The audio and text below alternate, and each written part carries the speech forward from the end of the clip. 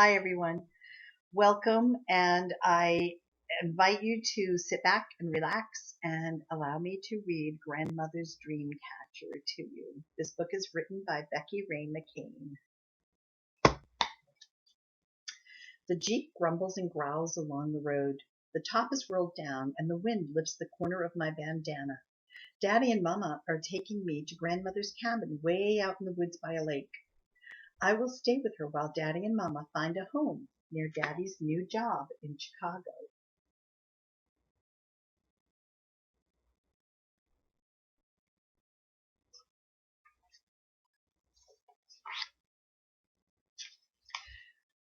When Daddy turns, the road becomes skinny, like a snake. I lean back and close my eyes. I picture Grandmother in her blue cotton dress with the little flowers I can only see when I'm close enough for a hug. Grandmother is Chippewa, like us. She is tiny and brown with dark, shiny eyes that wrinkle in the corners when she smiles. She is almost light enough for me to lift into the air. This is what I will do someday when I'm a bigger girl. I will, excuse me, I will lift my grandmother into the sky. She will flutter and fly and sound like a bird when she laughs as we float above the trees.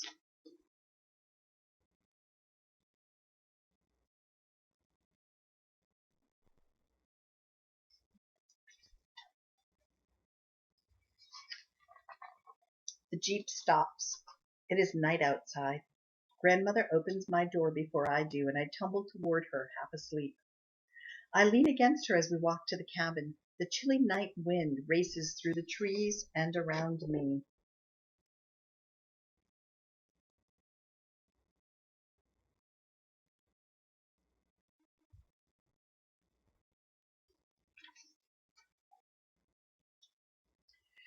In the copper pot on Grandmother's wood stove, water makes giggle sounds as it bubbles and boils. Heat pours from the stove, and soon my hands and face feel nice and warm. The grown-ups start talking. I snuggle down on Grandmother's green couch and drift to sleep again.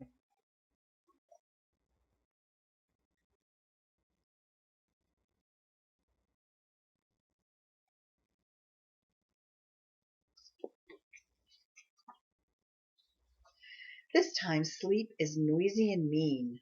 Scary things that howl, whistle, and hoot like the night wind are so close. I scream and reach for Mama and Daddy, but in my dream they can't hear me. Kimmy, Mama says as she holds me, wake up, you're safe. With Mama's arms around me, I am not afraid anymore. I feel her carry me to the bed in Grandmother's sewing room.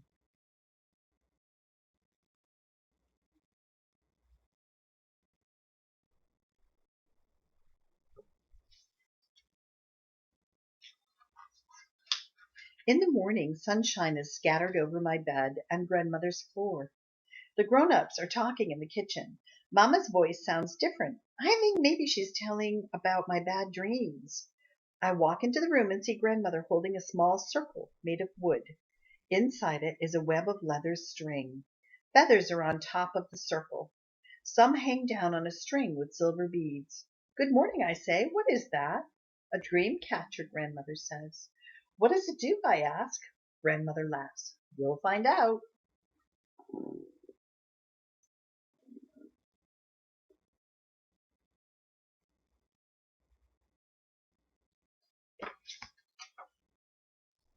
The dream catcher's beads shimmer in the sunshine while I eat breakfast. When I see Daddy with a suitcase, I feel sad deep inside. Mama gets her coat and I run to her. We'll only be gone a week, Mama says as they hug me goodbye. I give them my tightest hugs. A week is too long. Grandmother stands beside me. We watch the car grow smaller as they drive down the road. It's like another terrible dream just happened. I feel lost and alone. Come on, child, Grandmother says. We have a dream catcher to make just for you.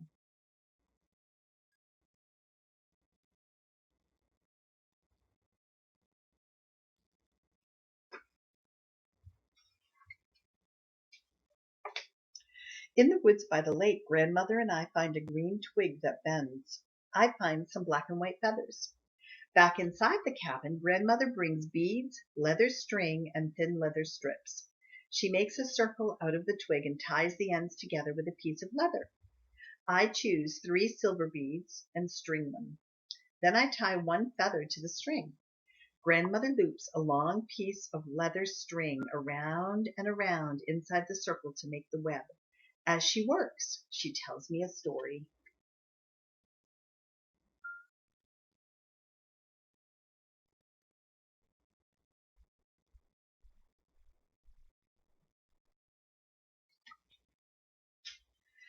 Before you and I had grandmothers, a Chippewa girl had scary dreams, she said. She would toss and turn and wake herself up with her own screams. I do that, I say. So her grandmother did what our people still do. She asked the Great Spirit for help, and she was given a vision of a Dreamcatcher circle. It had feathers on it just like yours and mine, but the inside was empty. When this grandmother hung the Dreamcatcher above her grandchild's head, a spider came down and made the web inside. All the child's dreams were then caught in that web to go to the Great Spirit. Only the sweet dreams were permitted to go back to the girl. Did it work? I asked. Of course, says grandmother. After we finish the Dreamcatcher, we hang it above my pillow.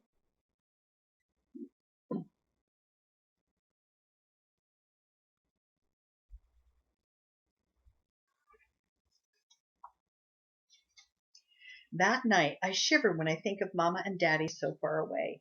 Grandmother finds me. She sweeps back my hair as she rocks me. I am warm again. Somehow I'm in my bed. I only remember my dream catcher floating above my head and grandmother's hands as she tucks my blankets around me.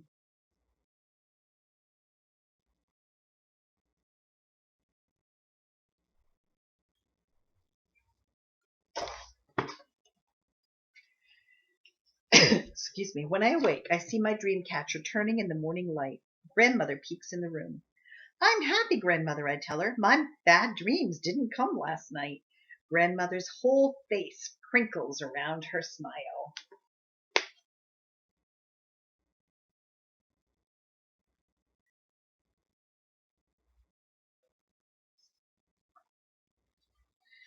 We go to the kitchen. Mama and Daddy will like my dream catcher, I say, as Grandmother cooks crispy fry bread.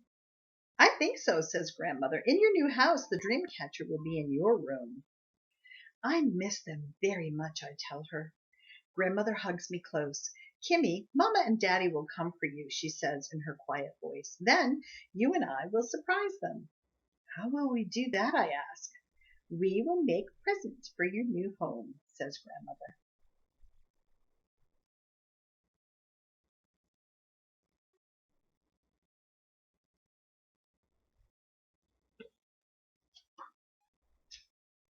Each night I sleep under my dream catcher.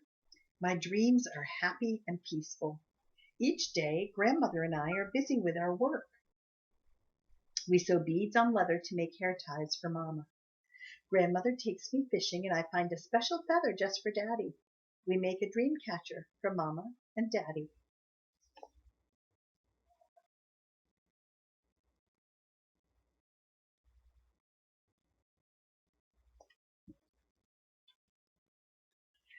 But my favorite surprise is the picture I make of my family. There's Grandmother, Daddy, Mama, and me under my dream catcher.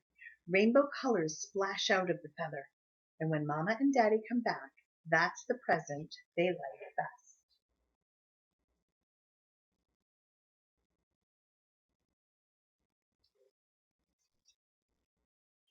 The end.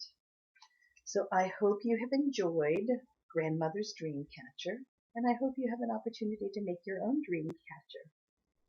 Bye for now.